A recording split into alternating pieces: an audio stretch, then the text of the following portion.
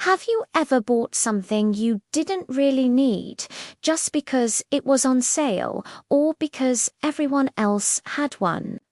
Or maybe you've held on to a losing investment for way too long, hoping it would bounce back. If you've nodded yes, don't worry, you're not alone. Welcome to the fascinating world of the psychology of money, where our feelings often have more control over our wallets than our brains do. Today, we're diving deep into how people really think about money, and spoiler alert, it's rarely logical. We'll explore the powerful emotions that secretly pilot our financial decisions, like fear, greed, ego, and the immense pressure to keep up with others. We'll also talk about a sneaky little thing called lifestyle inflation and that all too familiar log kaya kahange, or what will people say, mindset. By the end of this video, you'll understand why you make the money choices you do and how to start making smarter ones. Let's start with a classic story. Remember when the stock market goes on a wild ride? When prices are soaring, everyone feels like a genius. That's greed talking. You hear stories of people making a fortune overnight, and the fear of missing out, or FOMO, kicks in.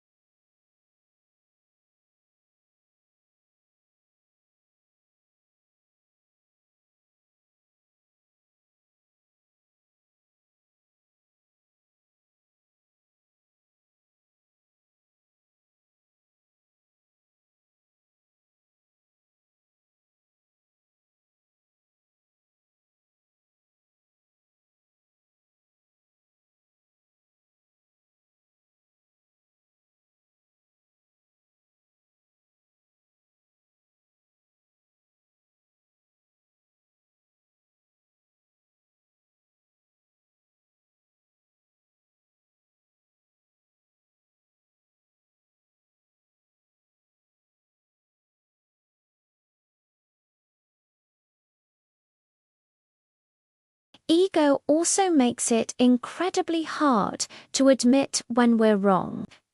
Selling a losing stock feels like admitting defeat.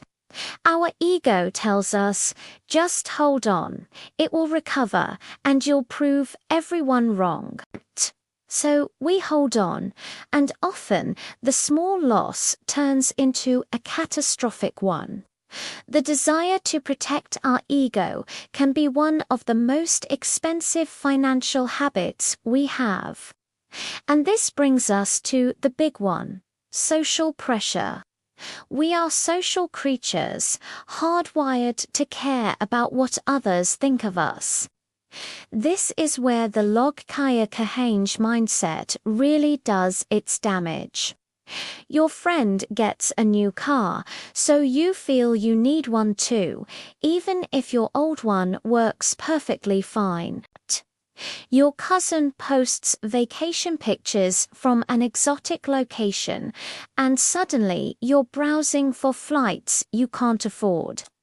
We see curated, perfect lives on social media and feel an intense pressure to match them.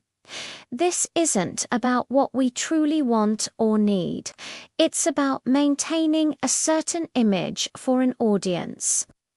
We're spending money we don't have, to buy things we don't need, to impress people we don't even know that well. It's a game you can never win, because the goalpost is always moving. This ties directly into a phenomenon called lifestyle inflation. Here's how it works. You get a raise at work.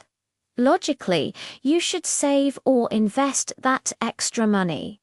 But what happens instead? You upgrade your apartment. You start eating at fancier restaurants. You buy more expensive clothes. Suddenly, that extra income is gone. Your expenses have risen to meet your new income. This is lifestyle inflation. It's the reason why so many people who earn a high salary still feel broke. They're constantly upgrading their lifestyle, leaving no room for building actual wealth. I remember a friend who doubled his salary in 3 years, but he was more in debt than ever before. He got a bigger house, 2 luxury cars, and designer everything. From the outside, he looked incredibly successful, but privately, he was stressed and living paycheck to paycheck.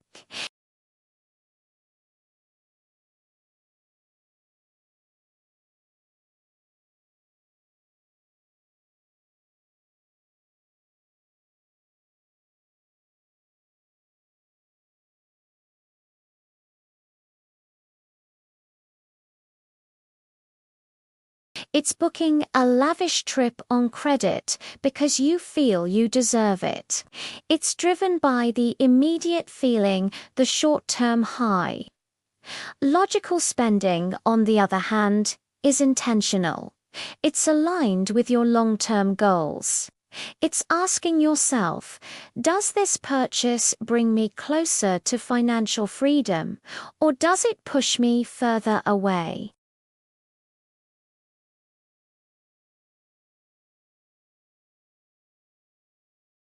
For beginners, these emotional traps lead to some very common mistakes.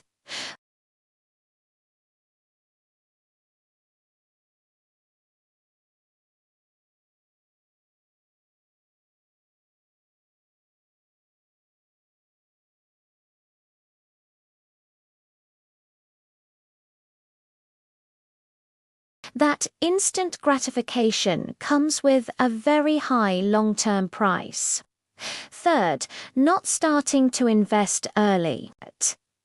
They think they need a lot of money to start, or they're scared of the market, so they wait.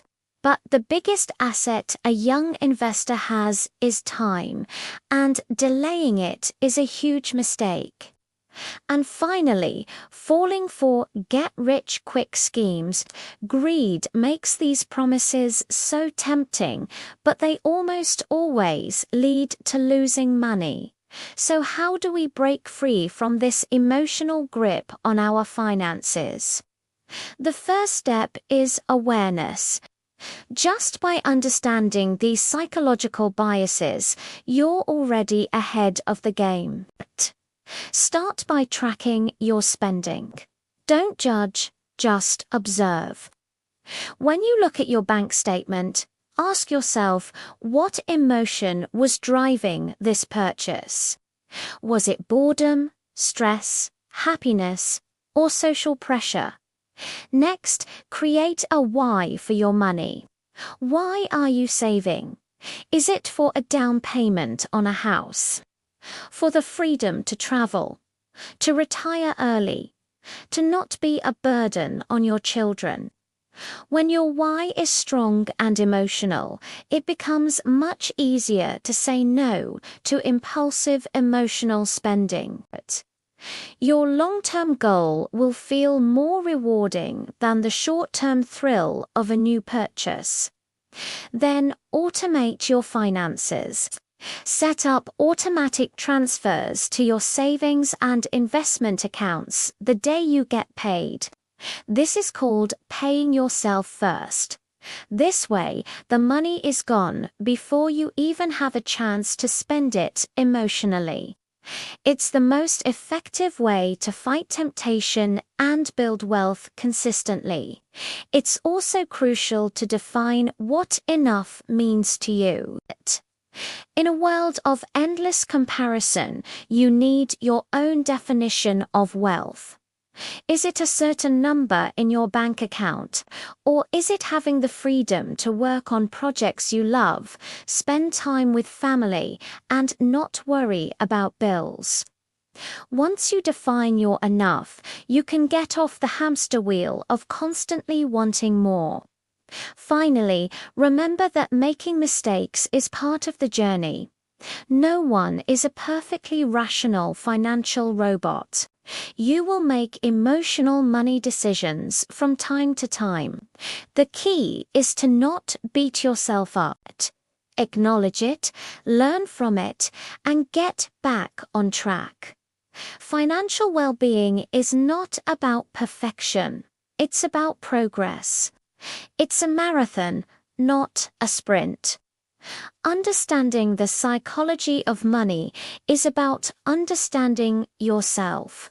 It's about being the master of your money, not its slave. By recognizing the emotional triggers and putting systems in place, you can build a financial life that's not just prosperous, but also peaceful and fulfilling. Thanks for watching today. I hope this gave you some valuable insights into your own relationship with money. If you found this helpful, please hit that like button and subscribe for more content on building wealth and living a better life. Let me know in the comments what's the biggest emotional money mistake you've ever made. See you in the next video.